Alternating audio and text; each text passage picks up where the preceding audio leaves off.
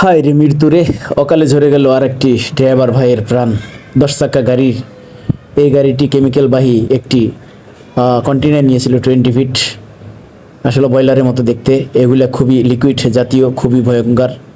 জানি না কোন মায়ের সন্তানটি অকালে মৃত্যুবরণ করলো। আসলে জানা গেল তার বাচ্চা আছে ছোট ছোট, সামনে একটা ঈদ, রমজান মাস চলতেছে। হে আল্লাহ, তার পরিবারকে ধৈর্য ধরার তৌফিক দান করে দিন। আপনারা যারা রাস্তায় গাড়ি চালান, একটু সতর্কতা অবলম্বন করে সাবধানে গাড়ি চালাবেন ভাই।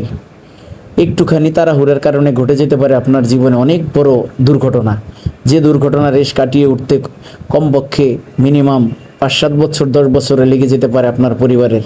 কি হবে আপনার সন্তানের, বাবা মার, আপনি যদি পরিচালক হয়ে থাকেন ওই সংসারের। আপনাদের সবাইকে বিনীত অনুরোধ করব ভাই, সময়ের চেয়ে জীবনের মূল্য অনেক বেশি।